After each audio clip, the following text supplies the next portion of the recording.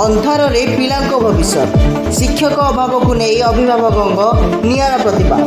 ବିଦ୍ୟାଳୟରେ ଶିକ୍ଷକ ନାହାନ୍ତି ବୋଲି ଛୁଆକୁ ସ୍କୁଲ ଛାଡ଼ୁନାହାନ୍ତି ଅଭିଭାବକ। ଆଉ କୁନି କୁନି ପିଲା ଗାଁ ଦାଣ୍ଡରେ ଖେଳକୁଦରେ ମାତିଛନ୍ତି। ଗାଁ ଦାଣ୍ଡରେ ବ୍ୟାଟ୍ ବଲ୍ ଧରି କ୍ରିକେଟ୍ ଖେଳୁଛନ୍ତି। ଦିନ 10ଟାରୁ ଅପରାହ୍ନ 4ଟା ଯାଏଁ ସ୍କୁଲ ଖୋଲା ରହୁଛି। ହେଲେ ସ୍କୁଲ ଯିବା ବଦଳରେ ଗାଁ ଦାଣ୍ଡରେ ଖେଳି ଖେଳି କୁନି କୁନି ପିଲାମାନେ ସମୟ କାଟୁଛନ୍ତି। ସୁବର୍ଣ୍ଣପୁର ଜିଲ୍ଲା ସଦର ବ୍ଲକ ବହିର ଖମନ ଗାଁରେ ଦେଖିବାକୁ ମିଳିଛି ଏଭଳି ଏକ ଦୃଶ୍ୟ। ବିଦ୍ୟାଳୟରେ ଆବଶ୍ୟକୀୟ ଶିକ୍ଷକ ନଥିବାରୁ ପିଲାଙ୍କୁ ବିଦ୍ୟାଳୟ ଛାଡ଼ୁନଥିବା କହିଛନ୍ତି ଅଭିଭାବକ। ପ୍ରଥମରୁ ଅଷ୍ଟମ ଶ୍ରେଣୀ ପର୍ଯ୍ୟନ୍ତ ଥିବା ବିଦ୍ୟାଳୟରେ ପଢ଼ୁଛନ୍ତି 90 ଜଣ ଛାତ୍ରଛାତ୍ରୀ। ହେଲେ ଶିକ୍ଷକ ଅଛନ୍ତି ମାତ୍ର 2 ଜଣ।